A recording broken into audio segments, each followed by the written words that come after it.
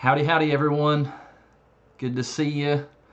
Seeing all the names popping up in the chat and sending greetings, and I expect there'll be even more filing in the course of the next few minutes.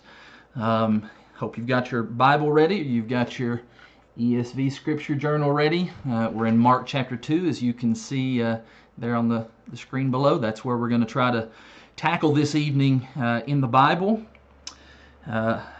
As I'm waiting for others to jump in here, I'll just continue my greetings. Hello to everyone. We got folks that tend to be visitors with us, and we want you to know we appreciate you jumping on, whether you're watching this live or whether you're watching this after the fact. Thank you so much for tuning in and studying with us. As always, the chat is running, and if you've got a comment or a question or an observation or an application or any of those other Asians that you can add to our study tonight, feel free to do so. I've got it set up over here to the side so I'm able to watch and see as new comments come in, and I'll try to incorporate those in as we work along. We are in Mark chapter 2 tonight, and we are going to pick up in verse 18 as far as when we begin proper, but I actually want to go back and read one verse from what we covered last week, because I think it really describes and sets the stage for these 3 episodes that we're going to study tonight, beginning in verse 18. But would you go back to verse 16? Because back in verse 16 last week, this is when Jesus was at the house of Matthew. He's called Matthew to be an apostle, or to be one of his disciples. And while he's there in Matthew's house, we're told that there is kind of this motley crew of other people, vagabonds and other types of people that society were of ill repute, and that didn't set well with everyone. And verse 16 is what I want to notice. Verse 16 says that the scribes of the Pharisees, when they saw that he was eating with sinners and tax collectors, they said to his disciples, "Why does he eat with tax collectors and sinners?" That just well frames up the issue that's going on here in this section that we're going to study tonight in Mark. And that is that Jesus' opponents, and he's starting to have a group of opponents that are starting to grow and to be more vocal, they don't like that he's doing differently than what they do. They don't like that he's come along and he's introducing something very different than the way that they've always done things, like in that particular setting. Normally, scribes, Pharisees, etc., they wouldn't have anything to do with tax collectors or prostitutes or whoever other ill repute person was in that room with Jesus. The fact that Jesus sat down with them and talked with them and tried to teach them and show them a better way, that was completely outside of the norm of what those parties of people would have done. And so that's what I want us to kind of see and notice as we look at these next 3 sections, beginning in Mark 2 and verse 18, because we're going to notice that they just don't like that Jesus is doing something different than they do, which is different from the way that we've always done things. And so that leads us to verse 18. Let's just read this next little section together. Mark 2 verse 18. Now John's disciples and the Pharisees were fasting, and people came and said to him, "Why do John's disciples and the disciples of the Pharisees fast, but your disciples do not fast?" So right away we're already saying, hey, you and your crew, you're doing it different than the way us and our group has normally done this. Now, we don't get all the information about this fasting that was taking place with John's disciples and the Pharisees. We don't know why they were fasting. We don't know what the particular occasion was that caused them to fast. The law of Moses only commanded one fast annually, and that was on the Day of Atonement. You can read about that in Leviticus chapter 16. There were, however, lots of other fasts that Jewish people observed at various times, and lots of times that just depended on the occasion. Fasting generally was associated with mourning and times of trouble. Somebody maybe would look at the pandemic going on in our world right now, and they may say, hey, this really seems to be an appropriate time to maybe be doing some fasting, and maybe there would be some point to that. But there was only one commanded feast. We know from other places that the Pharisees fasted twice a week. Do you remember that story in Luke chapter 18 about the Pharisee and the tax collector? Jesus tells that parable, and the Pharisee's all proud of himself, and he says, God, I thank you that I'm not like this tax collector. I give tithes of all that I get, and I fast twice a week. Well, according to the tradition, Pharisees fasted on Monday and then again on Thursday. And while that's certainly good for them, there's nothing wrong with them fasting. In fact, there maybe were some very good benefits from doing that. That wasn't a requirement, and that did not make you better than anyone else, and it didn't curry you any extra favor with God. But fasting was apparently something that they felt set them apart. That's really what the idea of the term Pharisee is. It means separate ones and set apart from the rest. And so they don't like the fact that here Jesus is folks, hey, why aren't your disciples doing what the rest of us are doing? You know, if you're going to do things the right way and be a good, upstanding Jew, then you ought to be fasting just like the rest of us. Notice the response of Jesus, verse number 19. In verse 19, Jesus said to them, can the wedding guests fast while the bridegroom is with them? As long as they have the bridegroom with them, they cannot fast. So let's just notice there. Yeah, okay, and I'm finally just now catching up to the comments over here. Grace has got a comment here from Brian. Nice to see the sword of the Spirit over here in the background. Quick word about that. I'm seeing all these preachers now that are doing Bible studies from their office, and everybody has these really impressive book collections of, commentaries and other biblical books behind them, and mine's a very scrawny little collection over here. Not a whole lot to. In fact, a lot of that's workbooks and stuff that I've made myself, and so I don't have a really impressive bookcase behind me. So instead, that's right, I've got the sword of the Spirit back here, and that's going to set my background apart from lots of others. So Dad's pointed out the Luke 18 verse 12 reference about the fasting twice a week that the Pharisees did, and that's what they felt made them so special and set them apart from a lot of the rest. But Jesus asked the question in verse 19, how can wedding guests fast when the bridegroom is here with them?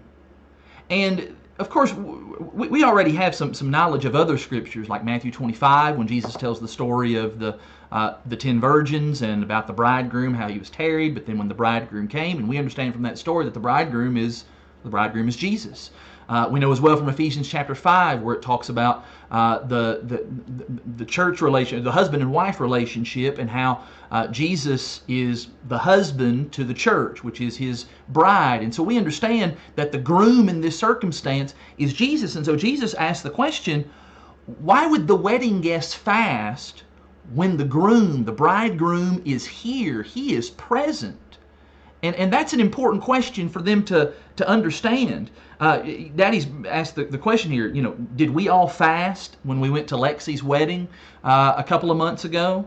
No, we didn't. There was not all kinds of mourning and sadness. Now there may have been tears of joy being shed, but there was not mourning and people, putting their sackcloth on and putting ashes on their head.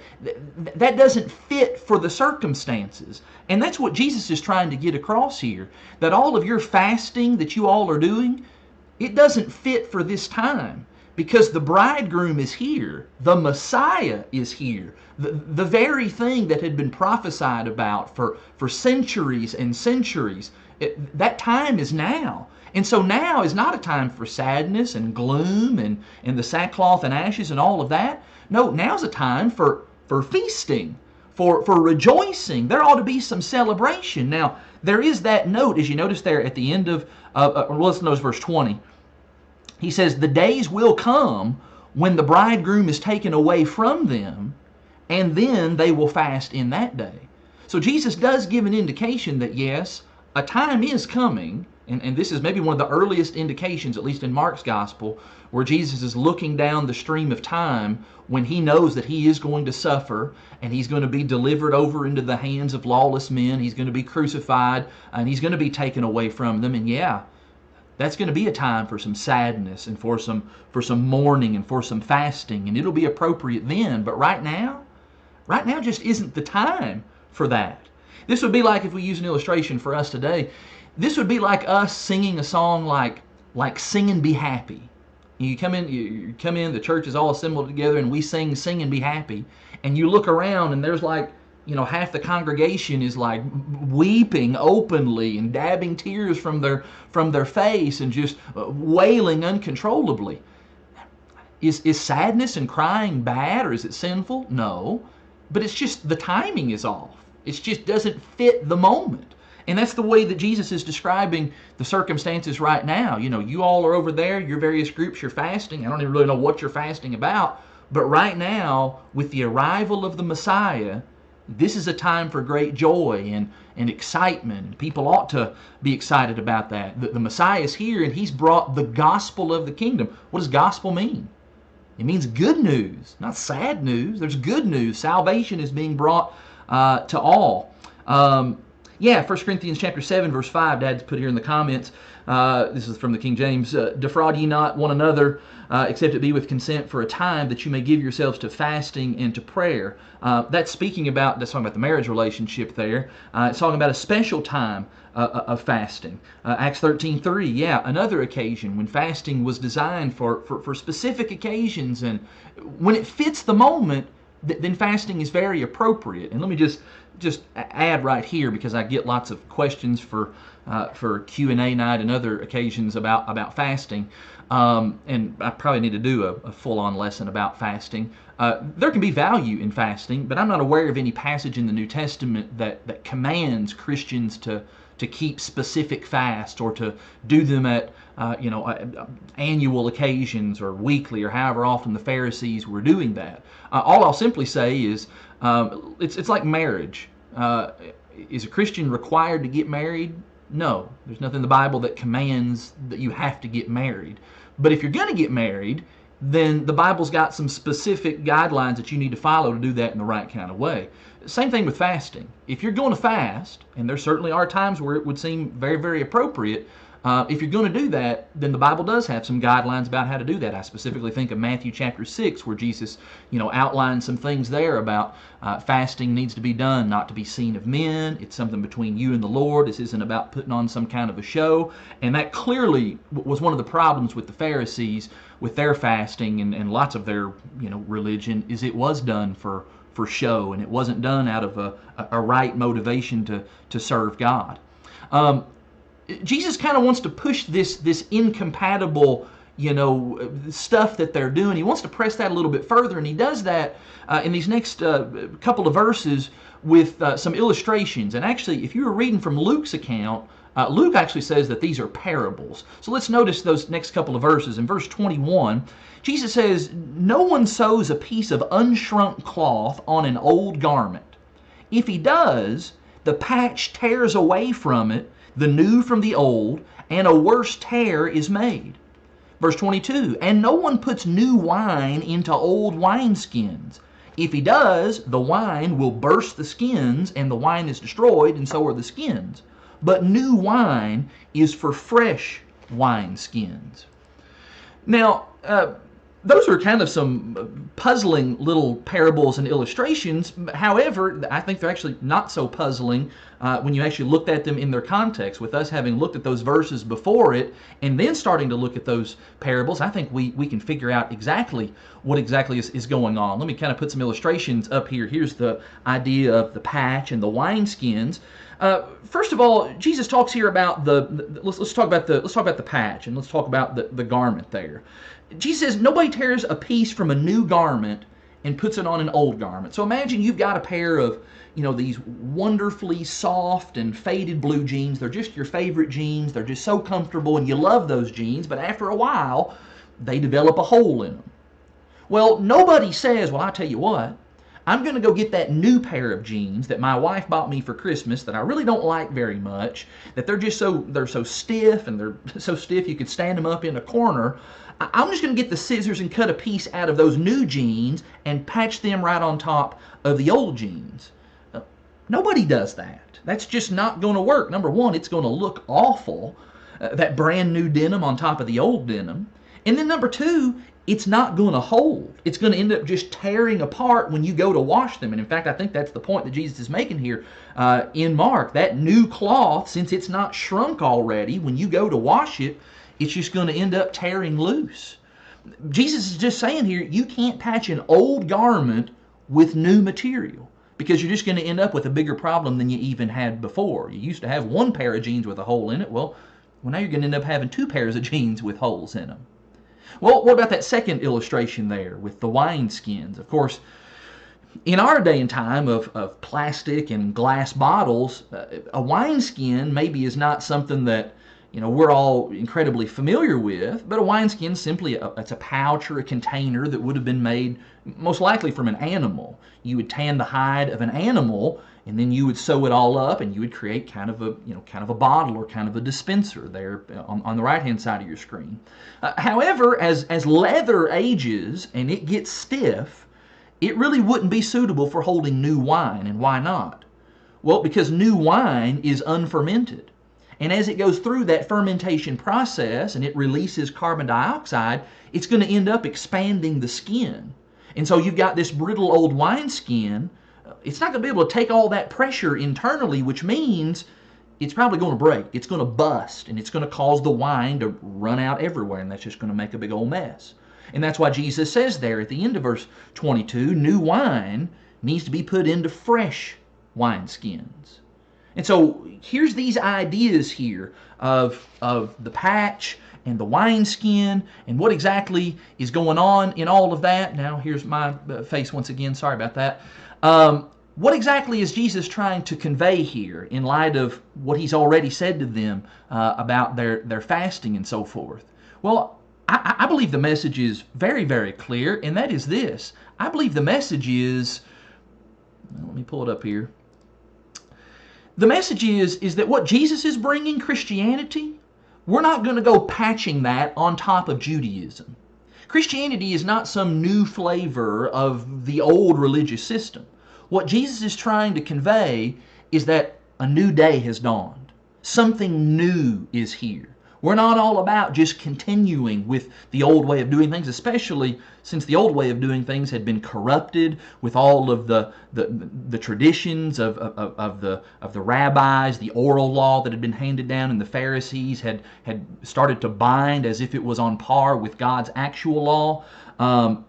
Jesus says that something entirely new is here. Something is different is here. And that's what needed to be emphasized to this particular audience of people. You had all of these different sects and groups within Judaism. You had the Pharisees, and they had their ways. You had the Sadducees, and they had their ways. You had really strict groups like the Essenes, and boy, they had their own set of ways. Jesus is not bringing along something that's going to be just another option in the 31 flavors of Judaism. That's not what this is. Jesus says, I'm bringing something entirely new and entirely different. The bridegroom has come, and he's bringing complete change. We're not going to be playing by those old rules anymore. I'm bringing something entirely new. Now, I want to be clear, because I don't want anything that I'm saying here to come across as if Jesus is bashing the old law, the law of Moses in any way. That would not be consistent with how Jesus thought of the old law throughout his lifetime. Jesus treated the old law with the utmost respect, fulfilled it entirely and completely. I do think, though, that what Jesus is saying here is mostly pointed at these Pharisees and at these scribes and at these groups of people. He's not so much saying something about the law of Moses as he's saying something about the layers upon layers upon layers of tradition that the Pharisees had placed on top of the law of Moses. And Jesus says, we're not doing that anymore. I've come to bring my message. Don't try to go adding me to that system of doing things with all of your rules about fasting and who it's appropriate for me to eat with, and here in just a second, all of your wild ideas about the Sabbath and how that ought to be observed. We're playing with a whole new set of rules right now, and that seems to be the message of this particular section here. He's come along to bring something new, and The audience to whom Jesus, the people that gravitated to him the most, seemed to be the people who probably just had felt for so long these heavy burdens that the Pharisees and groups like them had placed upon them. And Jesus is here to help relieve that burden. I've come to bring something new. Yeah, Dad's got the quotation here, and I'm not sure. I'm sure he's going to end up putting with what verse that's being cited from. Behold, the days come, saith the Lord, when I will make a new covenant with the house of Israel and with the house of Judah. And I'm not fast enough to know off the top of my head where that verse citation is coming from. Tiffany's got the comment here that some of these examples make us think about baptism and how we wash away the old to bring about a new life. And certainly baptism definitely is. It's kind of a microcosm of what Jesus was coming to do entirely. The taking away of something old, the old man we read about is buried, and a new man, the new self, the new person is created new in Christ Jesus. There we go. Hebrews chapter 8, verses 8 and 9. I was waiting for him to finish that quotation there. And yeah, this actually kind of plumbs well with the study in Hebrews that had been going on for the last few months, and Daddy's wrapping up on Sunday nights. That it is about a new covenant and what Christ was making possible through his coming to this world. The other thing I just want to say about the fasting, and we're going to see this with the observance of the Sabbath, so much of what many of these Jewish groups had done is they had taken these things that God had given that were intended to be good things. Fasting was intended to be a good thing. The Sabbath was intended to be a good thing. Circumcision was intended to be a good thing, and the list could go on and on and on. And they had taken these things and they had turned them into something that was really just nothing more than rituals and just kind of these habitual practices, and they had stripped all of the meaning out of it entirely. And we're going to see that especially here in just a second when we talk about the Sabbath day. But they have turned these things into something that God never intended for them to be. And as a result, like I said a moment ago, it placed heavy burdens on people that they were not able to bear, and no one was able to keep the things that were being expected of them by these religious leaders. Since I've said enough about the Sabbath, introducing that, let's just read this next little section, this next little episode that Jesus has. So beginning in verse 23, one Sabbath, Jesus was going through the grain fields as they made their way, and his disciples began to pluck heads of grain. And the Pharisees were saying to him, "Look, why are they doing what is not lawful on the Sabbath?" So appreciate once again that it's an issue of these guys are doing something that's not what we do. These guys are doing something that is completely different from our rules and from the things that we've taught and the things that we've been practicing in our lives about what constitutes work on the Sabbath. And evidently, this is something that constituted work according to the Pharisees. The Sabbath day, for those that maybe don't know, the Sabbath day, one of the main purposes of it was you were not to work. It was to be a day of rest. That day was devoted to focusing on your relationship with God and being thankful for his blessings and thinking about where you stand with the Lord. And so the question often came, well, what is work? What exactly is work? Your definition of work may be different from my definition of work. And so, did your heater kick on in your office? No, it did not, but the fan on my laptop did, and so that may create some humming because it's getting hot. The CPU's trying to keep up with everything. Thanks for checking. Yeah, so the question was, what about work? And make no mistake about it, the rabbis and the teachers of that time, they debated vigorously about what was work and what was not work. And I've shared some of this before in the auditorium class and in the young men. We had a class last year, and I shared some of this with them, and I'll share it again. I'll put some of it up on the screen here. What were the things that the Pharisees taught and had been led and were actually teaching themselves about the Sabbath day? Well, lots of that stemmed from what was called the oral law. So here's all these things that the rabbis had taught to expound upon the simple teaching about don't work on the Sabbath day.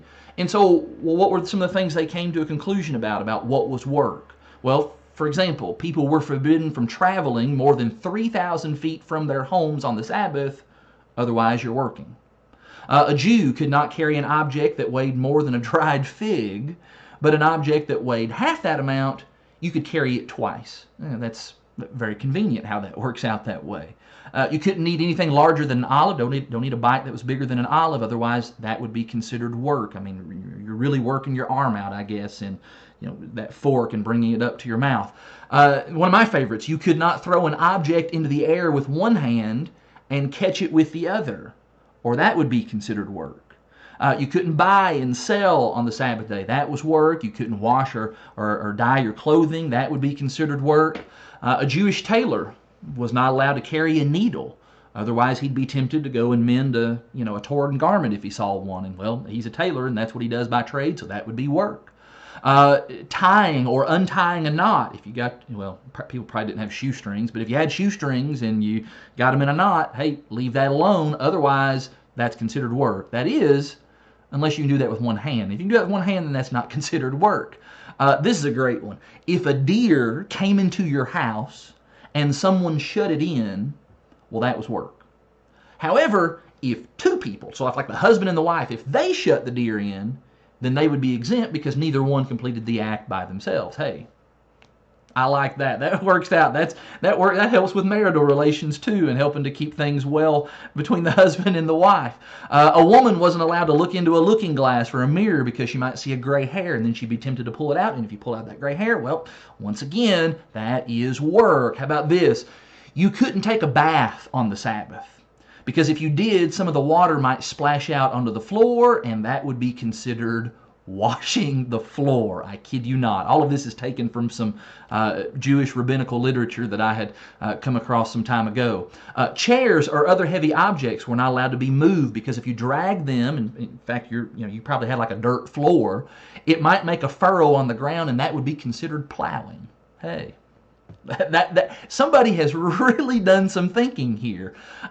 If you were injured on the Sabbath, it was unlawful. If you were a doctor, it was unlawful for you to go and try to help make them better and nurse them back to health. You could only give that person enough treatment just to keep them alive. And in fact, we'll say something about that when we get over here to this first part of chapter 3. Here's just a couple more real quick. You couldn't mail a letter on the Sabbath. I don't know what their postal system was like, but that was considered work. You couldn't light a fire or extinguish a fire. If you failed to light your lamp before the Sabbath started, well, sorry about your luck, but you're just going to have to sit in the dark until it was the next evening when the Sabbath was officially over.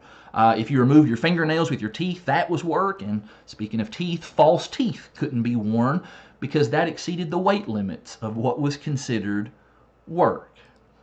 Now, as you can see, and there's tons more of this stuff. Google, and you'll find lots more. Probably find a lot better ones than what I've shared with you. But there was just so many ideas about what constituted work. And you can imagine trying to be a Jew that's trying to do what God says. All right, I don't want to be guilty of working on the Sabbath. And you maybe have a pretty good idea of what work means. But then you've got these people who are considered, the authorities and the leaders religiously, and they're telling you all of this stuff, and you're trying vigorously to somehow keep all of that. And I don't know how you would do it. I don't know how you would remember all of that stuff, let alone be able to live it out perfectly. And I'm guessing probably even some of these Pharisees, they probably themselves had a tough time keeping all of this stuff perfectly. According to the Mishnah, reaping, and so that's what the disciples here are doing. They're taking some bites from the heads of the grain. That actually was forbidden. That was reaping was considered work on the Sabbath, and so they're violating what the Mishnah had said. And they don't like that. They don't like it because, again, it's different than what we've taught and what we've always done. Let's notice what Jesus says in response. Verse 25 now. Verse 25 picks up. Jesus said to them, "Have you not read what David did when he was in need and was hungry, he and those who were with him? How he entered the house of God in the time of Abiathar the high priest, and he ate the bread of the presence, which it is not lawful for any but the priest to eat, and also gave it to those who were with him. Now, that's talking about a story that's recorded for us in 1 Samuel chapter 21. And so Jesus is making reference to a time of when, hey, all right, let's talk about one of your favorite people. Let's talk about David. Let's talk about King David. What about that? What about that occasion when David went in on the Sabbath day? And not only did he do that, but he did that, or actually it doesn't say that he did it on the Sabbath day, but that he did something that was not lawful. What do you got to say about that? He ate the bread that only the priests were supposed to be involved in, and they were allowed to be messing with. What do you have to say about David's unlawfulness? The first thing I want us to notice is that Jesus does not defend David. Jesus does not say that what David did was appropriate. In fact, Jesus just clearly says what he did was not lawful. It was wrong for David to do that.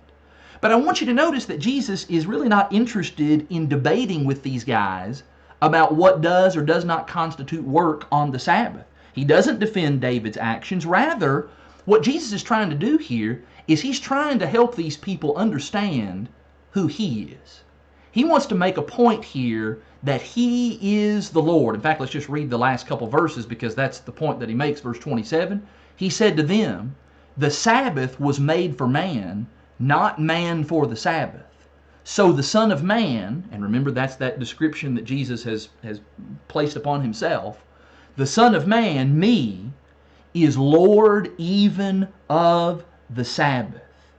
What Jesus is trying to say is that just as he is not beholden to all of the traditional fasts of the Pharisees, he also is not beholden to their definition of working on the Sabbath. Jesus says, "I'm the Lord," verse 28.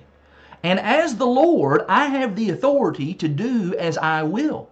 Just like David was acting outside of the authority of what the law had said, Jesus is coming along and he's saying, I'm acting outside of what your all's definition of the law is, but it's not that I've broken the law. No, he's just showing that his authority supersedes the old law. It supersedes the law of Moses.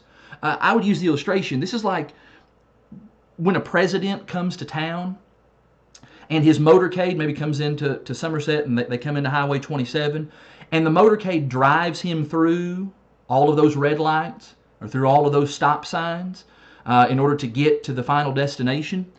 Let me ask you, if the president does that, when he does that, does that make him a lawbreaker for doing that? No. No. It's because he has authority that actually is greater than those specific laws.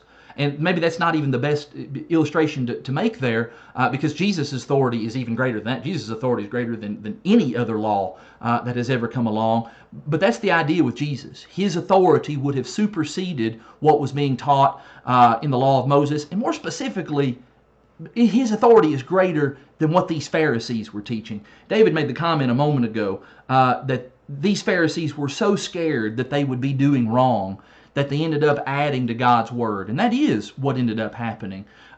So concerned about we've got to do this exactly right, and so we're going to do this down to the tiniest little dot of the I and the tiniest little cross of the T, and they completely removed the spirit of the law and what God intended from all of that by breaking it down to where it really was just impossible for anybody to keep. And that's why Jesus comes along and delivers what would be good news for these people. He's brought about something that is able to be kept. He's brought about a law that is certainly possible for us to live according to and to receive forgiveness and to be able to submit ourselves to Him in obedience. And that's certainly not a license for us to just be willy-nilly with the law of Christ. But it does mean that we're going to that we're not going to be like the Pharisees, and we're not going to go creating laws where God has not created them. Dad's made the comment that the Sabbath was intended to be a blessing, not to enslave people by all of their added traditions and opinions. And that's exactly right, and that is exactly what we always want to be careful of not to do, even in our own day and time. Stooks made a great comment here that the company owner can change the rules at his will. Paul's made the comment, Jesus is the King of Kings and the Lord of Lords, and we started with that all the way back in chapter 1. that the king has arrived. And so the king can do what he wants. And again, the king's not just shunning the law of Moses. If you ask me, did Jesus follow the Sabbath law? Absolutely, I believe Jesus followed the Sabbath law. But he did not follow the Pharisees' definition of the Sabbath law. He's the king, and he's going to be able to say what he will. And he is, as we talked about a second ago, as he's bringing in something new, he's writing the rules. And he has the authority to do that, and he's going to do that because he is indeed God. And really here in verse 28, at least by what I can tell, this may be the first in Mark's gospel kind of overt statement where Jesus is saying, I am God. Whether everybody got it in the moment, I don't know. But that's what he says there in verse 28. The Son of Man is Lord even of the Sabbath. He's saying, I am the Lord. And you have to imagine that probably didn't set well with everybody who heard him say those words. All of that then leads to this last little section here that I really wish would have been part of chapter 2, the first 6 verses of chapter 3, because this is the third of these episodes, and it's another Sabbath issue. And I'm not sure if this is intended to be on the same Sabbath day, or maybe this was a following week or a few weeks later. But let's just notice this next section. Chapter 3, beginning in verse number 1. Again, Jesus entered the synagogue, and a man was there with a withered hand. Just say a quick word about this man that has the withered hand. Don't know everything about what exactly this means, whether this means the guy was paralyzed, or whether he was had really bad arthritis, or maybe his hands were kind of atrophied and wasn't able to use them. And I think the main implication is that whatever this withered hand means is that he can't work. If you're not able to use your hands, then that's probably going to limit your ability to be able to work and earn a living. In Luke's account, in Luke chapter 6, Luke actually gives the additional note, being a physician, that it was his right hand. And I don't know, I just think it's interesting that Luke points those little things out that only a doctor would have noticed. But that probably is further indication that this severely limited this man's ability to work. And so he is in need. And this man with the withered hand, he comes to the place where we often see these people who have physical ailments in New Testament times, where they come, and that is they come to the synagogue, or they come to the temple, they come to the place where religiously minded people would be, people who you would think would have consideration and compassion and be willing to extend charity to them. And so here he is, this man with the withered hand. And Jesus arrives. Let's pick up in verse 2. And they watched Jesus to see whether he would heal him on the Sabbath, so that they might accuse him. Let's just, once again, let's stop. Mark chapter 3, in many ways to me, is a chapter about courage. We see Jesus doing lots of courageous things in this chapter. In fact, I've been thinking about doing a sermon on Mark chapter 3 on the courageous Christ, because we get all of these moments of great courage being demonstrated by the Lord. And the thing that I notice here that already shows some courage is Jesus marches right back into the synagogue, the very place that back in chapter 1 he had created a scene and kind of caused a little bit of a stir. And he already is gaining some enemies at this point, and he's not running away from them. He walks right back into the synagogue, and he's going to be there with other religiously minded people, and he's going to use this as an occasion to demonstrate his authority once again. I'm just now seeing a couple of comments from the last section where it was asked, was Jesus changing the rules, or was he saying, I made the rules and I know what they are? And then Stuke gave probably maybe one of the better replies to just kind of simplify that Jesus has the authority to do either. And I think that's exactly right. We're seeing his authority being exercised in all these different cases, and I think that's the main thing that we want to take from these sections. We have these people now, they're now not just watching Jesus, and they're now not just watching Jesus to see what he does, but now verse 2 says that they're watching so that they might accuse him. So now he's under an intense magnifying glass. He's being scrutinized. And dare I say it, it seems like they want him to violate the Sabbath here, because they're looking for that aha moment, gotcha, I knew it. I knew he was going to do that and then be able to do what comes next. So they're watching him to see if he's going to actually do something for this guy to heal him. So Mark 3 continues, verse number 3. Jesus said to the man with the withered hand, "Come here." Then verse 4, he says to them. Interesting that he now turns his attention to say to them, "Is it lawful on the Sabbath to do good or to do harm, to save life or to kill?" I love this once again because this is Jesus. We've already seen him do this before, where he just asks questions. The kind of questions that, all right, if I'm honest and I give an honest answer, then I'm going to know exactly what I need to know. And if I don't give an honest answer, then that's just going to show that my motives are impure and my motives are dishonest. And so Jesus asks a very simple question. Is it lawful, is it right on the Sabbath to do good or to do harm, to save life or to kill? Now, if these people answer do harm or kill, well, then they are very clearly accusing themselves of something that it's never right to do harm. It's never right to kill or to murder. On the other hand, if they answer to do good or to save a life, then they're affirming Jesus and in what he's about to do. And notice what they do. Instead of giving an answer one way or the other, and Jesus makes it very simple, guys. It's either this way or it's that way. Notice what the text says. But they were silent. Is this not the epitome of cowardice? Here's Jesus demonstrating great courage by just kind of walking straight into something that they probably saw as a trap. And now they're going to take the coward's way out by just not even answering at all. And we're going to see them do this again and again later on in Mark, where Jesus asks straightforward, simple questions, yes and no kinds of questions. And instead of indicting themselves or affirming Jesus in his ways, we'll just say nothing. And somehow that makes it okay for us.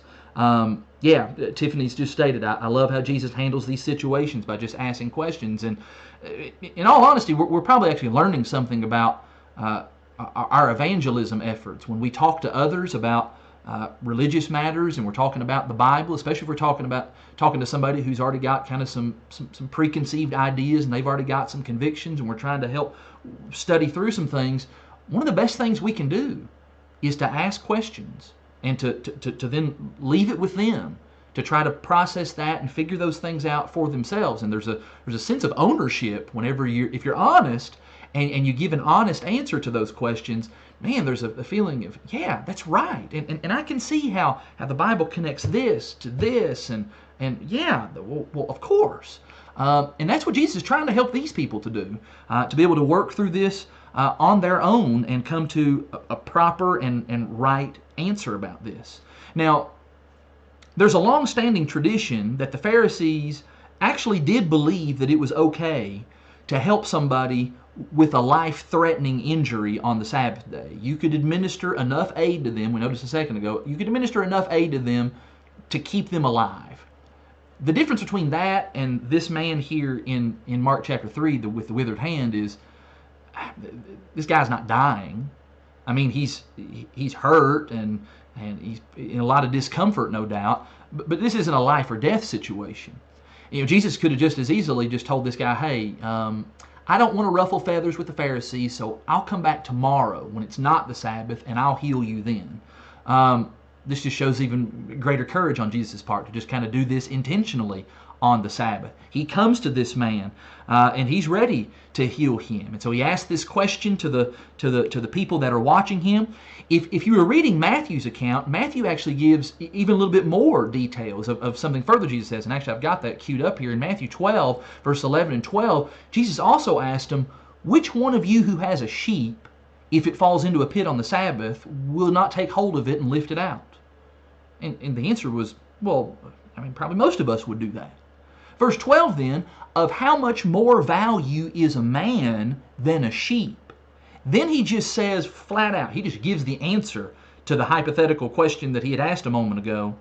So it is lawful to do good on the Sabbath. If anybody was standing there and Jesus asked that question about, is it lawful? Is it right? Is it okay to do good on the Sabbath? He just flat out answered it for them. It is good. It is appropriate to do that on the Sabbath day. And that helps to kind of clarify some of those questions that, people had about, can you do this on the Sabbath and can you not do that on the Sabbath? Here we now have the Son of Man, the one who has authority to make very clear about these matters. He's making it abundantly clear. It is right to do acts of kindness and goodness and to show compassion on the Sabbath day. It makes me think about in the parable of the Good Samaritan, when the man's laying there in the ditch, and Jesus doesn't say that this was the Sabbath day, but when he talks about how the priest and the Levite, they saw the man and they kept on going, in my mind I always think it must have been the Sabbath day, because they were so concerned. We got to get down to the temple, and when we got to do our, we got to go to worship. We got to go to church because that's more important than doing this kind of stuff on the Sabbath day. And really, we're not even sure we should be doing this on the Sabbath day. If that was a Sabbath day parable, then the Good Samaritan shows us that, yeah, it's appropriate. It was right to do that on the Sabbath. And all of this, I think, really touches upon something that God was concerned with his people for a long time, even back into the Old Testament.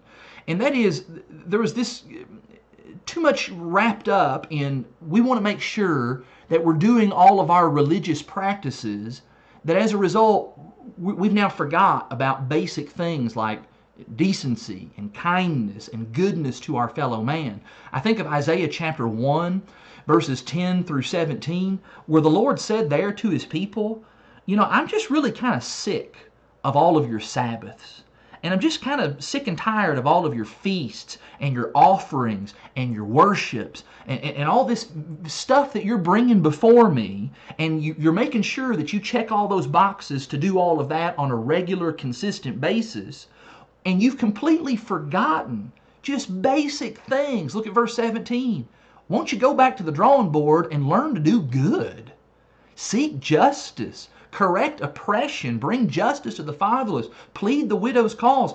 Here's some just basic fundamental things you need to learn to do, so that then when you come and worship me, that's going to have greater significance and greater meaning, because you're living out these things in your regular daily lives. These guys were not doing that. Here there's no telling how many times they had saw that man with the withered hand there at the synagogue, week after week after week and day after day, and hadn't done anything for the guy. And here's Jesus coming along saying, it's appropriate to do good, even on the Sabbath. And you guys need to go working on your hearts so that any of this other worship that you do want to offer to God, your fasts, your feasts, your Sabbaths, and all this other stuff, it'll actually give that some significance in the eyes of God when you come and bring it to Him. And that's why verse 5, I think, says that Jesus reacts the way that He does. So go back to Mark chapter 3, verse 5. Jesus looked around at them. So they were silent to His question. Verse 5, He looked around at them with anger, grieved at their hardness of heart. This is one of those places that lets us know with absolute certainty that anger is a proper emotion in its proper place. And what Jesus was seeing here was people who are not doing God's will. This is sin. And so He is angry at them, the hardness of their hearts. And in seeing that, then, He then stretches out His hand, and the man's hand is restored. Verse 6, so the Pharisees went out, and immediately they held counsel with the Herodians. You might be asking, who's the Herodians? Well, the Herodians is not necessarily another religious sect of the Jews, but it is a segment of the Jews who had been kind of Romanized or Hellenized, and they had their allegiance to Herod the Great, who was really nothing more than a figurehead that had been put in place by the Romans. They went and held counsel with the Herodians against him. Notice this, how to destroy him. And that is the first mention that we have in Mark's gospel of, we got some people that not only are they upset and they're bothered by the things that Jesus is doing, but now they're seeking for opportunities to actually destroy Jesus. And Jesus is upset at them because they have elevated their man-made religion above things like mercy and goodness and practicing God's righteousness. Tiffany's made the comment here that even when Jesus felt anger and frustration, he didn't fall apart, he didn't stop, he didn't give up, he continued to do the work of his Father, and that's exactly right. Jesus' anger it's contained to, it's the proper emotion to have, but he doesn't allow that to control him. Read in Ephesians chapter 4 about how you can be angry and sin not, and Jesus is, I think, the prototype of that, to have righteous indignation. That's kind of the euphemism that we use sometimes instead of just saying he got mad, he got angry. He got angry right here, and I don't hesitate to say that he got angry. But he was angry about their man-made rules and elevating that above God's law. And it is interesting to me as you look there at the end of verse 6 that while it was against their rules to help a sick man on the Sabbath, evidently it was not against their rules to plot murder on the Sabbath, because that's what they're doing here. And that makes me think of a particular word that Jesus will often use for the Pharisees. It's 9 letters long, and it starts with the letter H, hypocrite. And that is exactly what's happening here. We see the hypocrisy of these people. We can plan to do wickedness against the Son of Man on the Sabbath day, but the idea of helping someone, doing something kind for someone else on the Sabbath day, well, no, we can't do that at all. Dad's put the comment in the comments there, the quotation from Ephesians chapter 4 about anger in its proper place.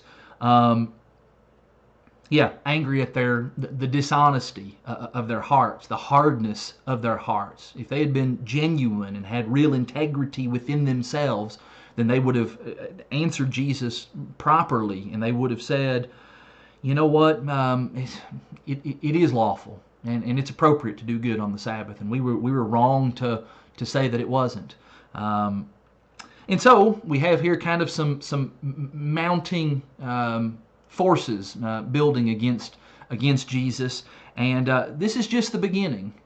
This is going to just continue to swell and to swell and to swell, and there is going to come a point where, although Jesus is going to show great courage by kind of walking head first into these folks and confronting them here now, there's going to be some moments later on where he's going to realize that it's prudent to steer clear of these guys, because he's still got work to do, and he's not going to just jump into the lion's mouth until it is actually time to actually be delivered over into their hands.